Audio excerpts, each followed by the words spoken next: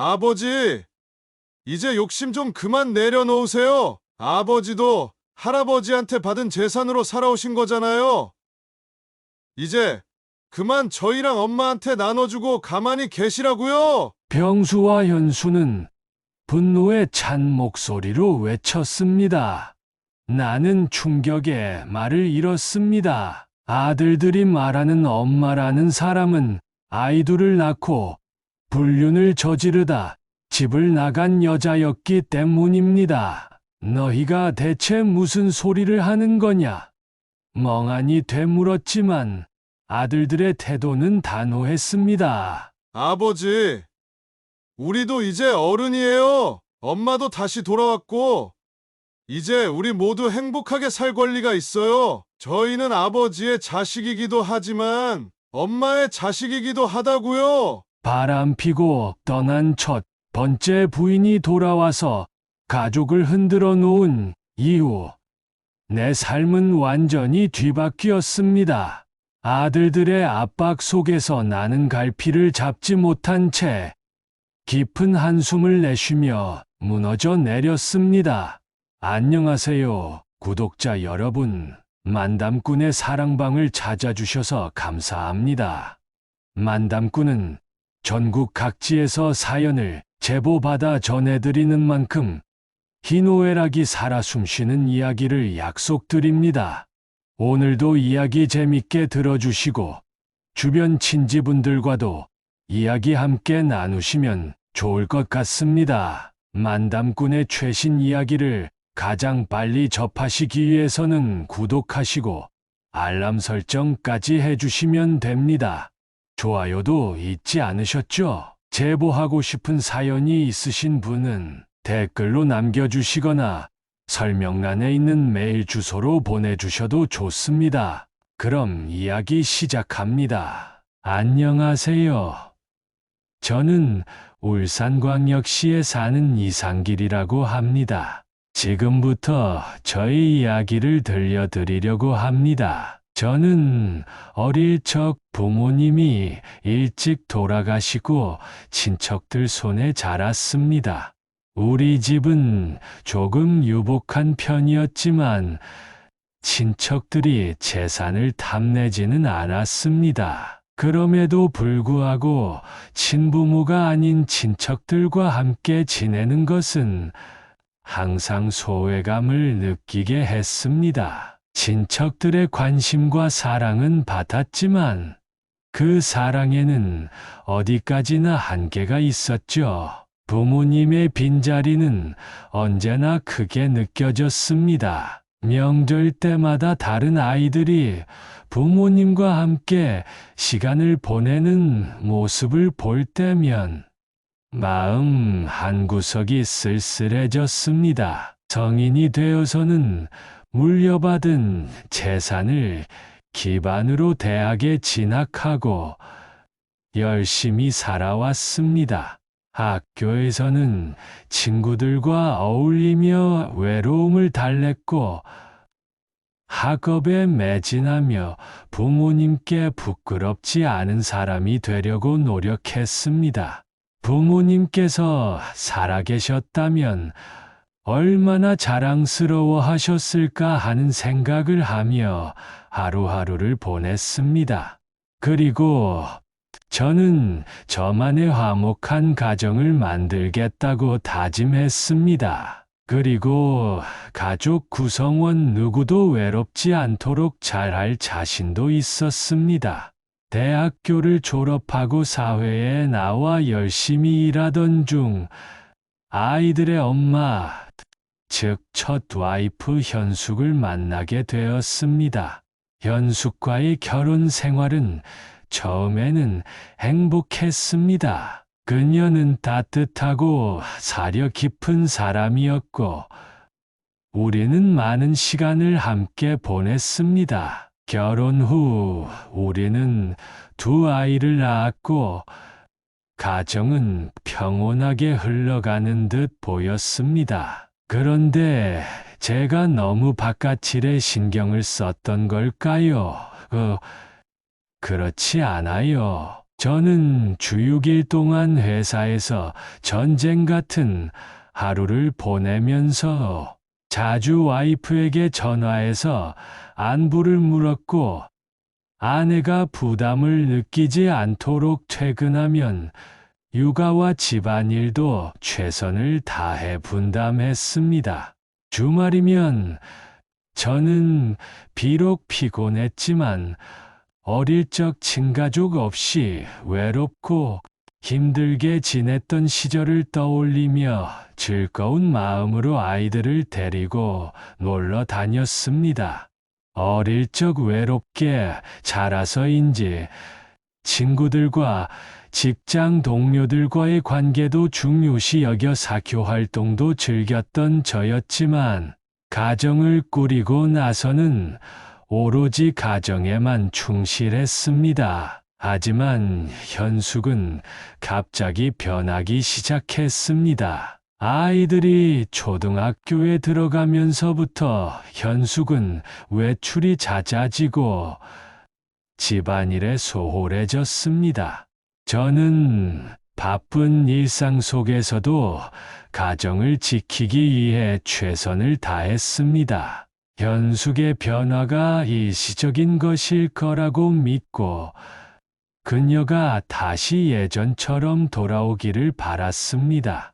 하지만 현숙은 점점 더 멀어져 갔고 우리 가족의 균열은 깊어져만 갔습니다. 아내에게 낯선 향수 냄새가 났던 때도 바로 그쯤이었죠. 그녀는 집에 머무는 시간이 줄어들었고 아이들과의 유대감도 점차 약해져 갔습니다. 그러다 어느 날 현숙이 바람을 피우고 있다는 소문이 들려왔습니다. 처음에는 믿기 어려웠습니다. 그 소문은 동네 사람들 사이에서 빠르게 퍼져나갔고 저는 처음에 그저 헛소문일 거라고 생각했습니다. 하지만 점점 더 많은 증거들이 나타났습니다. 현숙의 외출이 잦아지고 전화 통화 시간이 길어졌으며 그녀의 행동은 점점 더 수상해졌습니다. 결국 현숙의 분류는 명백해졌고 그녀는 아이들을 두고 집을 떠나버렸습니다. 그날 밤 아이들은 엄마의 부재로 혼란스러워했고 저는 그들이 상처받지 않도록 잘 둘러서 이야기해야만 했습니다. 그리고 저는 남은 아이들을 올바르게 키우기 위해 더 열심히 일하기 시작했습니다. 아이들에게 엄마의 빈자리를 채워주려고 노력했지만 그들의 슬픔은 쉽게 가시지 않았습니다. 그날의 충격은 지금도 잊을 수 없습니다. 그날 이후로 나는 아이들에게 아버지이자 어머니가 되어주기로 결심했습니다. 아이들이 엄마 없는 자식 티를 내지 않도록 노력했지만 저 혼자만의 힘으로 아이들을 뒷바라기 하기에는 한계가 있어 도움을 얻고자 저는 가정부를 고용했습니다. 그 가정부는 시골 마을에서 온 젊은 처자였는데 그녀는 우리 가족처럼 우리를 잘 챙겨주었습니다. 그녀의 이름은 지혜였습니다. 지혜도 집안 환경이 어려운 집에서 외롭게 자란 사람이었지만 밝고 명랑했습니다. 지혜는 집안일뿐만 아니라 아이들의 학교 생활까지도 꼼꼼하게 챙겨주었고 저는 그런 그녀에게 점점 의지하게 되었습니다. 지혜는 성실하고 책임감이 강한 사람이었으며 그녀의 따뜻한 마음은 우리 가족에게 큰 위로가 되었습니다. 아이들은 지혜를 친엄마처럼 다루며 그녀와 함께 시간을 보내는 것을 좋아했습니다. 저는 지혜의 도움 덕분에 마음의 평안을 찾을 수 있었습니다. 지혜는 우리 집안에 새로운 활력을 불어넣어 주었고, 저는 그녀에게 점점 더 큰 신뢰를 가지게 되었습니다. 지혜와 저는 점점 가까워졌습니다. 그녀는 나의 상처받은 마음을 이해하고 위로해 주었고, 저는 그녀의 따뜻한 마음에 감동했습니다. 우리는 서로에게 점점 더 의지하게 되었고, 결국 재혼을 결심하게 되었습니다. 지혜와의 재혼 후, 우리의 가정은 다시 평온을 찾았습니다. 마음 한켠에는 전 부인에게 받은 상처가 남아 있었지만, 우리는 우리의 행복한 현재와 앞날만을 생각했습니다. 아이들도 지혜를 친엄마처럼 따르며 잘 자라주었습니다. 지혜와 함께하는 삶은 나에게 새로운 희망을 주었고, 우리는 서로를 위해 최선을 다했습니다. 지혜는 나에게 사랑과 믿음을 주었고, 나는 그녀에게 평생의 동반자가 되어주겠다고 약속했습니다. 우리의 가정은 다시 한번 행복을 되찾았고, 저는 지혜와 함께 새로운 인생을 시작할 수 있게 되어 매우 기뻤습니다. 그렇게 새 가정을 꾸려 잘 살고 있었고, 아이들도 장성했습니다. 우리는 함께 여행을 다니고, 가족 모임을 가지며 행복한 시간을 보냈습니다. 하지만 어느 날, 바람나서 집을 나간 첫 번째 부인 현숙에게서 연락이 왔습니다.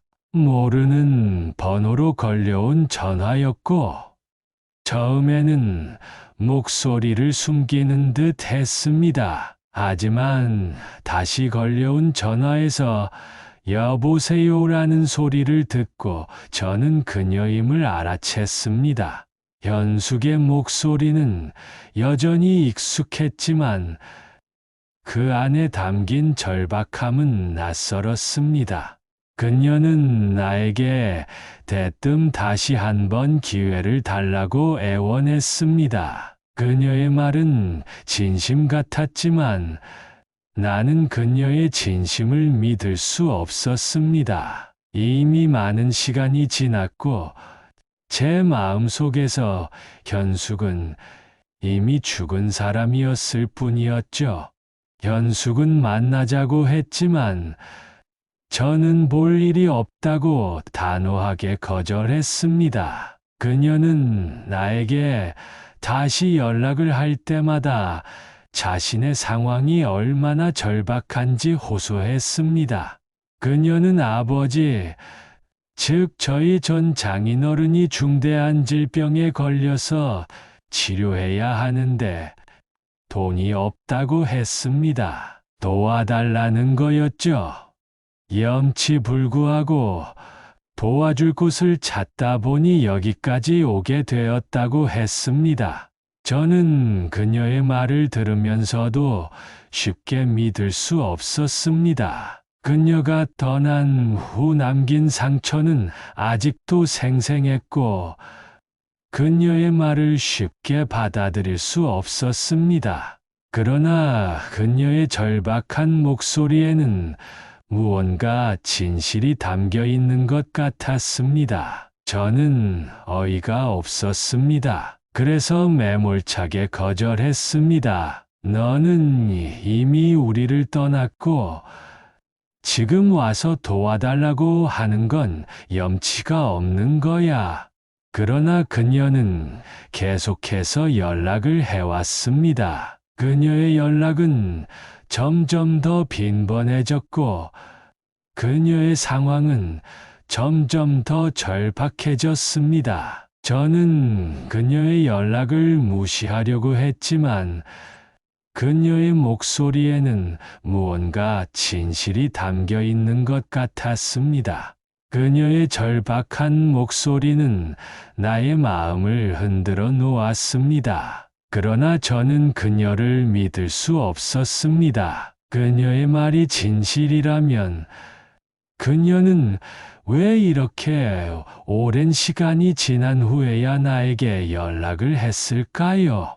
그런데 아들들이 찾아와서 엄마를 도와주라고 했습니다. 병수와 현수는 엄마의 사정을 들으며 눈물을 흘렸습니다. 아버지, 엄마가 너무 힘들어하세요. 제발 도와주세요. 아들들의 애원에 저는 흔들렸습니다. 그러나 저는 저희 새로운 와이프인 지혜를 봐서라도 그 요청에 응하기 어려웠고 저는 혼란스러웠습니다. 그러던 중 충격적인 사실을 알게 되었습니다. 현숙의 아버지는 이미 오래전에 고인이 되었던 거죠. 그렇다면 현숙은 왜 그런 부탁을 했을까요?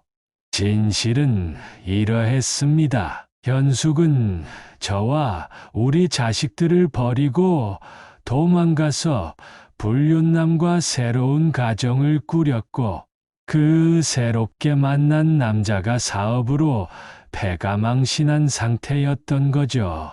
그렇습니다. 그 남자가 힘든 상황에 처하자 현숙은 저에게 연락을 해온 것입니다.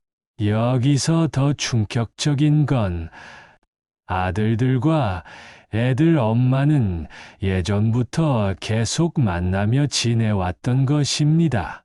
저는 이 사실을 알고 큰 충격을 받았습니다. 아들들이 나에게 숨기고 있었던 진실을 알게 되자 마음속 깊은 분노와 배신감이 솟구쳤습니다. 아들들은 이 아버지의 마음은 생각하지 않고 바람나서 떠난 엄마만을 생각했던 거죠. 나는 아들들과의 신뢰를 잃고 그들과의 관계를 어떻게 해야 할지 고민했습니다. 이 모든 상황이 나를 더욱 혼란스럽게 만들었습니다. 첫 번째 부인은 처음부터 거짓말을 했고, 아들들은 그 사실을 알고도 나에게 숨겼던 것입니다. 이 사실을 알고 난 후, 저는 더 이상 그들을 믿을 수 없었습니다. 그들은 나를 배신한 것입니다. 결국 아들들은 엄마 편이었던 것이고, 내 돈을 받아내서 자기들끼리 잘 살고 싶었던 것이었습니다. 이 사실을 알고 저는 아들들과도 연을 끊고 싶다는 생각이 들었습니다. 그러나 그들을 완전히 잃고 싶지는 않았습니다. 이 상황에서 어떻게 해야 할지 모르겠습니다. 이 모든 혼란 속에서 어떻게 해야 할지 여러분의 조언이 필요합니다. 여러분의 지혜와 경험을 나누어 주세요. 감사합니다.